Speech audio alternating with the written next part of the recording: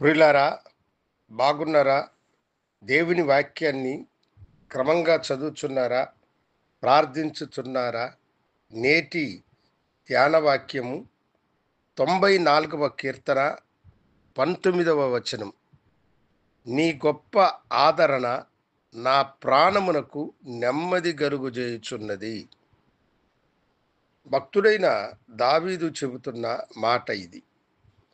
దేవా, నీ గొప్ప ఆదరణ నా ప్రాణమునకు నెమ్మది కలుగజేయుచున్నది. దేవుని ఆదరణ మనకు నెమ్మదినిచ్చేటువంటిది. చాలాసార్లు ఆదరణ లేకపోతే మనం ఎంతో వేదన పడుతూ ఉంటాం. మనము అత్యంతంగా ప్రేమించువారు మనలను విడిచిపెట్టి వెళ్ళినప్పుడు, ఈ లోకయాత్ర ముగిసినప్పుడు, అయ్యో, ఆదరణ లేనివాడిగా నేను మారితినే, నన్ను ఆదరించువారు ఎవరు, నాకు ఆదరణ కలుగు చేయువారు ఎవ్వరు అని మనము మనసులో అనుకుంటూ ఉంటాం. అలాంటి స్థితిలో నీ ఉన్నావా? ఆదరణ లేదని ఓదార్పు నొందలేక కన్నీరు కార్చుచూ ఉన్నావా? వేదనలో కృంగిపోతూ ఉన్నావా?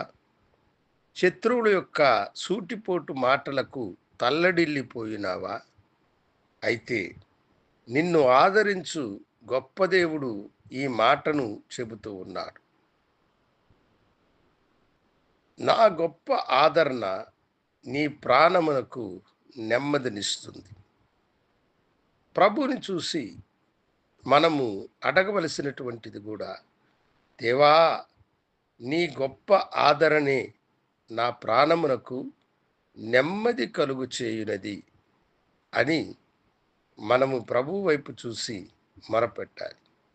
అవును, ఆయన గొప్ప ఆదరణ మనుషులకు నెమ్మదిని కలుగు చేస్తుంది. బేతనియ గ్రామంలో ఉన్న మార్తా మరియల కుటుంబంలో అది మనము గ్రహించవచ్చు. తమ ఏకైక సహోదరుడిని కోల్పోయి వారు కన్నీరు మున్నీరుగా ఏడుస్తూ ఉన్నారు. లాజరు తమను విడిచిపోయినాడు గనుక ఇక తమకు ఆదరణ లేదు అని వారు అనుకున్నారు. ఆదరణకర్త యగు దేవుడు వారి మధ్యకొచ్చినప్పుడు వారి మాటలలో అసంతృప్తి అలాగనే ఉన్నది. ప్రభువా, నీవు ప్రేమించిన వాడు చనిపోయినాడు, ఇక మేమేమి చెయ్యాలని అతని యొక్క అక్కలిద్దరు కూడా ప్రభు ఎదుట తమ ఘోషను వ్యక్తపరిచినారు. అయితే ఆదరించు దేవుడు రాతితో ముయ్యబడిన ఆ సమాధి దగ్గరకు వెళ్ళి ఆ రాతిని తొలగించి, లాజరు బయటికి రాని చెప్పిన వెంటనే మృతి నొందిన వాడు ప్రాణముతో తిరిగి వచ్చినాడు. ఆ కుటుంబమునకు మరలా ఆదరణ దొరికింది. భక్తుడు తన జీవితంలో ఇది ఎరిగిన వాడై దావీదు అనేక సార్లు అతడు కన్నీటి లోయలో ఉన్నప్పుడు ప్రభు యొక్క ఆదరణ అతని ప్రాణమునకు నెమ్మదిని కలుగు చేసింది.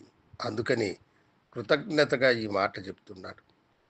ఈ దినము నీవు కూడా, ప్రభువా, నీ ఆదరణ నాకు కావాలా, నీ గొప్ప ఆదరణ నాకు దయచేయి, నా ప్రాణమునకు నెమ్మదిని ఇవ్వండి అని అడుగు.